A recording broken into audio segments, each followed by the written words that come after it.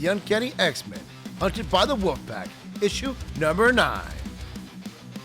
Abandoned Morlock tunnels below Greymalkin Prison, we see Lawrence Trask with a wealthy digniton coming here to see his new project under wraps. His father had been responsible for the creation of the Sentinels, and this debutante was one of his previous supporters. But ever since the collateral damage debacle with the actual Sentinels, he stopped donating and supporting the Trask. We look on to Examination Room, where we see a man ready to meet his gruesome fate, and some bloody red eyes looking at him, waiting in the dark. Bells, his new wolf pack. They're made from dogs and Sentinel pieces. He had thought that all Sentinel productions have been shut down, but they're made here on site. These Sentinel dog hybrids are silent, safe, highly motivated hunting machines. They have enhanced intelligence and learning capability, and they have the heart of a bloodhound and the firepower of a small battalion. As we see them all go around the body of this poor suspecting man. The nerdy man becomes panicked as he sees the hounds circle him, and they begin to attack. Chomp! As they bite down on his wrist, and the other ones begin to attack, tearing him to pieces. Lawrence Trask tells him to shut him down, but unfortunately they turn themselves back on. They're evil killing machines. These cursed robotic canines begin to tear the man apart in pieces as the two watch from their safety. And then he proceeds to ask Lawrence Trask, how soon can you deliver 4 dozens of these units? Well, he likes what he sees. The Fire Pit, Haven House, Haven, Louisiana. We see the whole group of the Uncanny X-Men unwinding after a battle at Greymalkin, drinking some nice German beer. But Gambit doesn't take too kindly to that. He needs to talk to the little blue guy. And there's something bothering Rogue. It's the kids.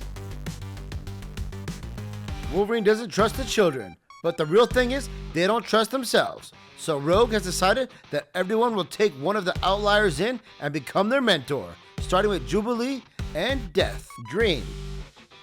Rogue points out that they took the kids into battle 2 times and they still don't know their capabilities. And Wolverine thinks that Rogue is a pretty good leader after all, that Chuck and Cyclops would be proud of her.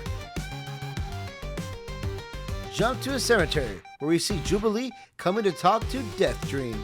And we see him going back in time when he was dead. And he talks about talking to his parents. They don't remember him, and it's not really fun to look at them. So she makes him an orb of awesomeness and gives it to him. Gambit and the elf are walking outside of the barn, and they're wondering what the 2 girls are up to. And Nightcrawler lets them know it's kind of personal. So they go off to do their own thing, as the 2 girls begin to dance. And Jitter uses her ability to become the best male ballet dancer in the world just to help out her friend. Dancing montage. Sometimes you dance best when there's no music, and Jitter's focus time is up, and her fit begins to crumble down. Ransom is walking away from the school, but he can't leave because Wolverine stops him.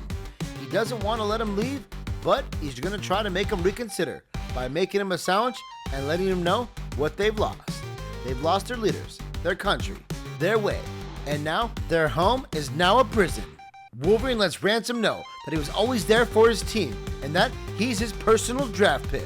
And we can also see his cousin is De Costa Roberto, also known as Sunspot from X-Men 92.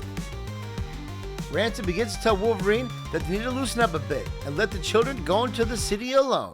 Well, it's time for a shopping trip, as Jubilee has a great idea to let the kids go to the mall.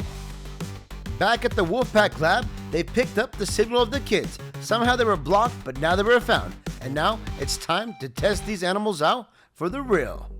This time, one of the handlers is hesitant to release them because they're still glitchy, but they're fully programmed. Sick 'em! The kids are in the food court as Death Dream starts devouring some pretzels, but the Wolfpack has arrived. And it's time for them to get on these mutants. Run! Death Dream is completely involved eating his pretzel, and he tries to use his ghost abilities on these inanimate objects, but it doesn't seem to work.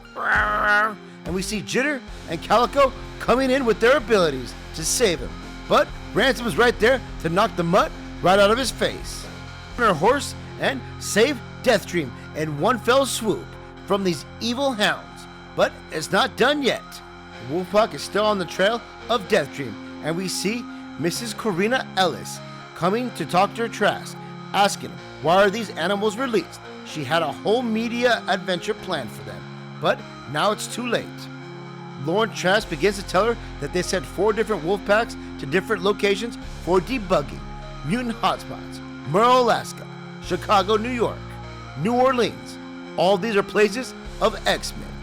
That way they can train them. But this pack against the children, well, their defensive and offensive algorithm has an overcalculation, which means they're super badass.